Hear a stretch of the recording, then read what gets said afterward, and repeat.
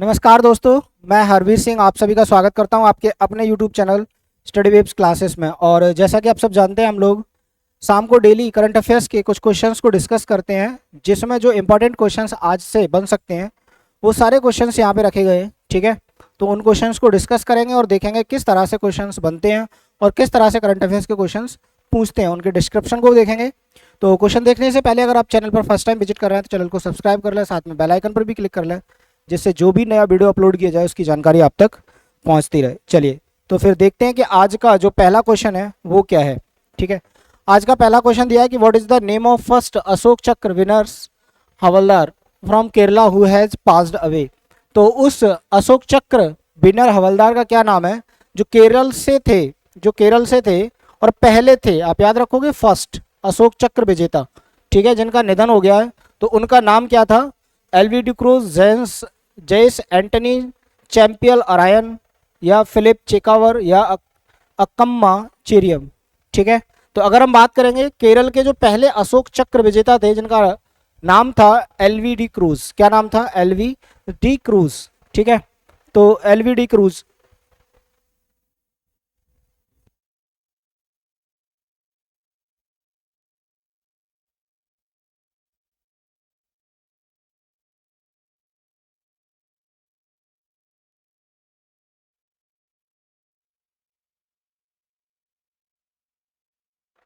ठीक है, तो कौन थे वो? अशोक चक्र विजेता हवलदार जिनका नाम था एलवी डी क्रूज। ठीक है, तो एलवी डी क्रूज थे जिन्होंने क्या किया था, जो फर्स्ट अशोक चक्र विजेता थे, जिनको क्या किया गया था, जो जिनका निधन हुआ है हाल ही में, और वो केरल से निवास करते थे। ठीक है, अशोक चक्र सम्मानित केरल के गौरवशाली रक्षा कर्मियों में से एक एलवी डी क्रूज का निधन हो गया। इन्होंने 1962 में इन्हें नोबल पुरस्कार मिला, सॉरी, अशोक चक्र मिला था। ठीक है, और ये राष्ट्रपति किसने दिया था? राजेंद्र प्रसाद के द्वारा दिया गया था। ठीक है, जो अशोक चक्र है वो सेना के सबसे परमवीर चक्र या शौर्य चक्र जैसे बोलते हैं हम, ठीक है ना, अशोक चक्र हो गया। तो ये तीसरे नंबर का अवार्ड है। ठीक है, इसकी बात करेंगे तो ये 1967 से इस पुरस्कार को शौर्य चक्र के नाम से जाना जाता है। डी क्रूज एक रेडियो अधिकारी के रूप में अर्धसैनिक बल या असम राइफल्स में लॉन्स नायक के रूप में भारतीय सेना में शामिल हुए थे। ठीक है, चलिए सेकंड क्वेश्चन की बात करेंगे। तो सेकंड क्वेश्चन क्या दिया है? दिया who will be the next chairman and managing director CMD of container corporation of India Concor. ठीक है, container corporation of India Concor का अगला अध्यक्ष और प्रबंध निदेशक कौन होगा? तो फरहाना और पीनू, संजय स्वरूप, फुक टिम च्यू, या शिलास जी बोस, यून चांग चाई। तो अगर हम बात करेंगे कंटेनर कॉर्पोरेशन ऑफ इंडिया के जो सीएमडी नियुक्त किए गए वो किए गए संजय स्वरूप। कौन किया गया है? संजय स्वरूप को सीएमडी नियुक्त किया गया है कंटेनर कॉर्पोरेशन ऑफ इंडिया। यहाँ से थोड़ा सा इनके बारे में जानेंगे कि संजय स्वरूप रेल मंत्रालय के तहत PSU container corporation of India के अगले अध्यक्ष और प्रबंध निदेशक सीएमडी होने के लिए तैयार हैं। ठीक है, इन्होंने ये अभी एक्चुअल में अभी किस में काम कर रहे हैं, तो ये अंतर्राष्ट्रीय विपणन और संचालन मंत्र के अंदर है। ठीक है, जिसमें ये उसका निर्देशन के रूप में कार्य कर रहे हैं। ठीक है, 1988 में कंपनी अधिनियम के तहत शामिल किया गया तथा नवंबर 1989 में परिचालन शुरू हुआ। जो कॉनकोर कंपनी है इसका 1988 में इसका जो अधिनियम पारित किया गया था और 1989 से इसने काम करना शुरू कर दिया। चलिए नेक्स्ट क्वेश्चन दिया है, A Avant Raman has been appointed as the non executive chairman of which government agency.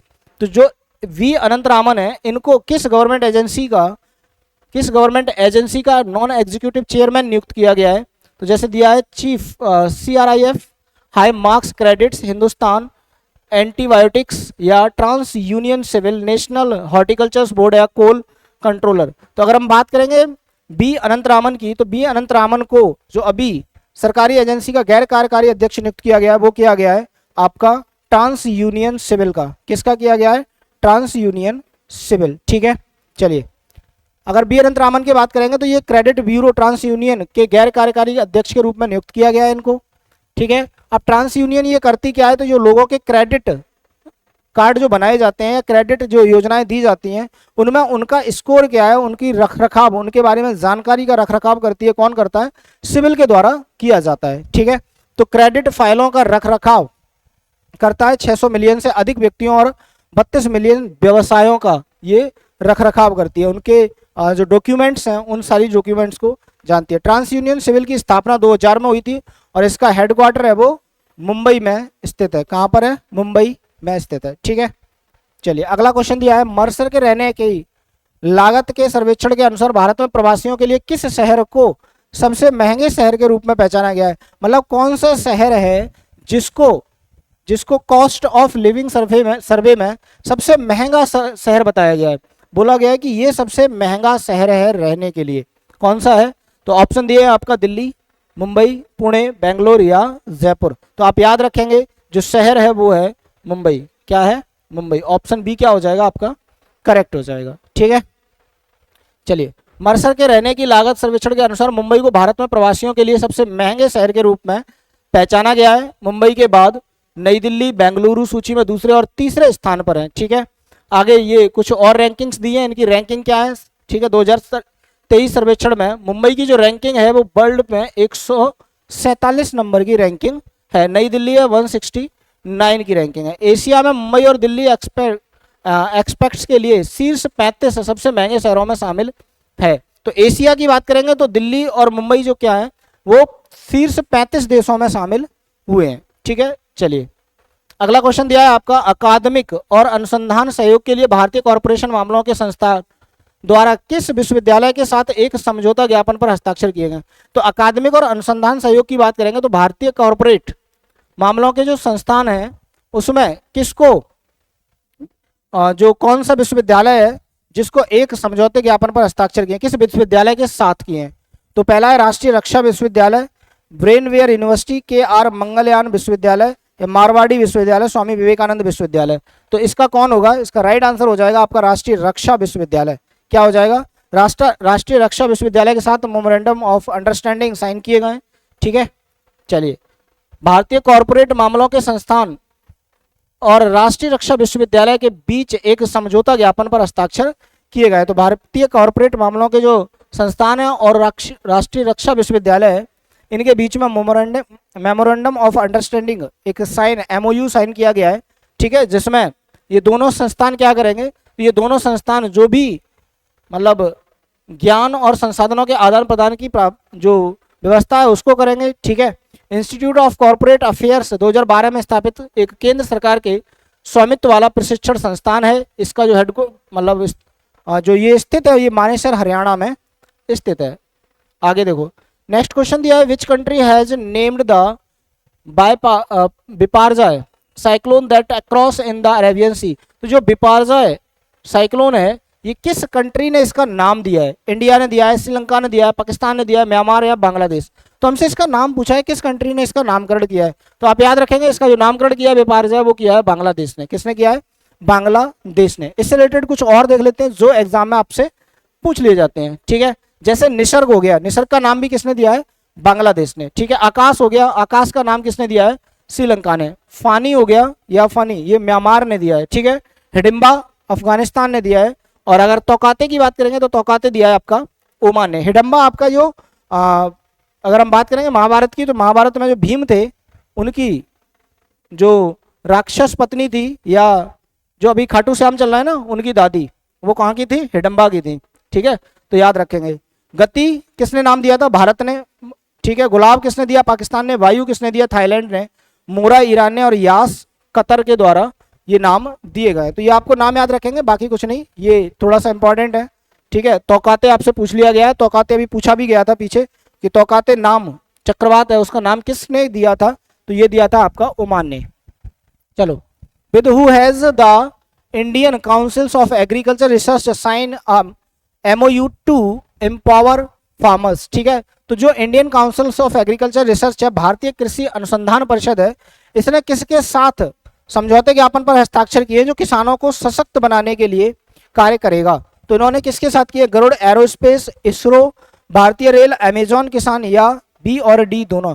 तो अभी जो भारतीय कृषि अनुसंधान परिषद है इसने अमेजॉन किसान के साथ मेमोरेंडम साइन किए जो किसानों की लागत को आधा करेगा और जो उनकी बचत है या जो किसानों की आमदनी है उसको डबल करेगा। ठीक है, चलिए भारतीय कृषि अनुसंधान परिषद ने किसानों को सशक्त बनाने के लिए अमेजॉन के साथ एक समझौता ज्ञापन हस्ताक्षर किए अमेजन किसान कार्यक्रम के साथ किसान के साथ साझेदारी में यह समझौता ज्ञापन अमेजन फ्रेश सहित पूरे भारत में उपभोक्ताओं के लिए उच्च गुणवत्ता वाली ताजी उपज तक पहुंच सुनिश्चित करेगा। चलिए नेक्स्ट क्वेश्चन दिया है, what is the position of India in the medal list of the international shooting sports federation junior world cup. तो अगर हम बात करेंगे जो अंतर्राष्ट्रीय निशानेबाजी खेल महासंघ है, इसमें भारत का जो स्थान रहा था वो क्या था। ठीक है, तो भारत के स्थान की बात की है, भारत की पोजीशन, तो भारत की पोजीशन की बात करेंगे तो भारत की पोजीशन पहली थी, दूसरी थी, तीसरी या चौथी, पांचवी। तो यहाँ पे हम बात करेंगे अगर भारत की पोजीशन की, तो भारत की जो पोजीशन है वो कौन सी है, वो पहली रही थी। ठीक है, अंतर्राष्ट्रीय निशानेबाजी खेल परिसंघ में जो जूनियर विश्व कप हुआ था उसमें भारत का जो स्थान था वो पहला स्थान था। ठीक है, 6 स्वर्ण जीते थे, 6 ब्रॉन्ज मेडल स्वर्ण पदक और 6 रजत पदक, और इन्होंने 3 कांस्य पदक जीते थे। भारतीय निशानेबाजी टीम ने शानदार प्रदर्शन कर अंतर्राष्ट्रीय निशानेबाजी खेल महासंघ में शीर्ष स्थान हासिल किया है। ठीक है, अगर हम बात करेंगे जर्मनी के सुहल में आयोजित, तो ये हुआ कहाँ पे था, तो ये जर्मनी में आयोजित हुआ और जर्मनी के सुहल शहर में, ठीक है, जर्मनी के सुहल शहर में आयोजित हुआ, जिसमें भारतीय खिलाड़ियों ने 6 स्वर्ण, 6 रजत और 3 कांस्य पदक के साथ कुल 15 पदक जीते। ठीक है, तो कुल 15 पदक जीते, जो भारत लगातार 2019 से अब तक शीर्ष स्थान हासिल करता आया है ISSF। ठीक है, अंतर्राष्ट्रीय शूटिंग जो आपका विश्व कप है। NHDC किस राज्य में 525 मेगावाट की पंप स्टोरेज पावर परियोजना का निर्माण करेगा। तो NHDC की बात करेंगे तो ये 525 मेगावाट की जो पावर स्टेशन है, ठीक है, स्टोरेज पावर स्टेशन, इसका कहाँ पर जो स्थापना करेगा वो कहाँ करेगा। ठीक है, तो उत्तर प्रदेश में, पंजाब, मध्य प्रदेश, बिहार या अरुणाचल प्रदेश। तो इसका सही आंसर ये होगा मध्य प्रदेश। तो इसकी जो स्थापना होगी वो कहाँ पर होगी, मध्य प्रदेश के अंदर होगी। ठीक है, तो याद रखेंगे मध्य प्रदेश में इसकी स्थापना होगी। तो NHDC लिमिटेड ने मध्य प्रदेश के खंडवा, नाम याद रखोगे, मध्य प्रदेश का खंडवा में इंदिरा सागर बांध के पास 525 megawatt pump storage power project के निर्माण की घोषणा की है। तो आप एक चीज तो इसमें याद रखेंगे कि ये किस बांध के पास है, तो इंदिरा सागर बांध के पास है। कहां पर है, मध्य प्रदेश, मध्य प्रदेश के कहां पर है, खंडवा में। ठीक है, कितने वाट का है, तो 525 मेगावाट। ठीक है, यह पीक आवर्स के दौरान 1226 मिलियन यूनिट ऊर्जा पैदा करेगा, जिसमें ये कंपनियां क्या कर रही हैं, पार्टिसिपेट कर रही हैं। चलिए, और आज का लास्ट क्वेश्चन है, name the author who has been awarded by the 2023 Royal Society of Literatures Christopher Bland prize. ठीक है, तो उस लेखक का नाम बताइए जिसे 2023 Royal Society of Literature Christopher Bland पुरस्कार से सम्मानित किया गया। तो जो हम बात करेंगे लिटरेचर, जो Royal Society of Literature Christopher Bland पुरस्कार है, इससे किससे सम्मानित किया गया, तो ये किया गया था आपका पैटरसन जोसेफ को। किसको किया गया था, पैटरसन जोसेफ को। तो इसका सही आंसर हो जाएगा पैटरसन जोसेफ। और इनके बारे में थोड़ा सा जानेंगे पैटरसन जोसेफ के बारे में।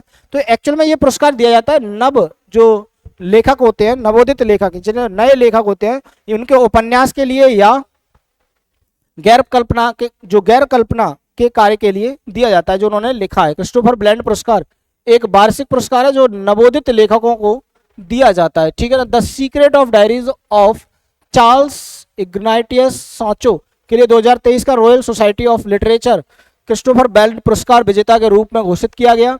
और ये कौन किया गया, ये थे पैटरसन जोसेफ। ठीक है, तो 10,000 पाउंड की राशि दी जाती है इसमें। और यह पुरस्कार जो अब तक दिया गया है वो 5वां पुरस्कार है या 5वां वर्ष है। तो ये 10 क्वेश्चंस थे जो हमने डिस्कस किए। आई होप कि ये क्वेश्चंस आपको पसंद आए होंगे। और अगर क्वेश्चंस पसंद आए हैं तो क्वेश्चंस जो वीडियो को लाइक कर दें, शेयर कर दें, और आप चैनल पर फर्स्ट टाइम विजिट कर रहे हैं तो चैनल को सब्सक्राइब कर दें। मिलते हैं दोस्तों नेक्स्ट सेशन में इसी के साथ। खुश रहिए, ख्याल रखिए, पढ़ते रहिए। जय हिंद, जय भारत।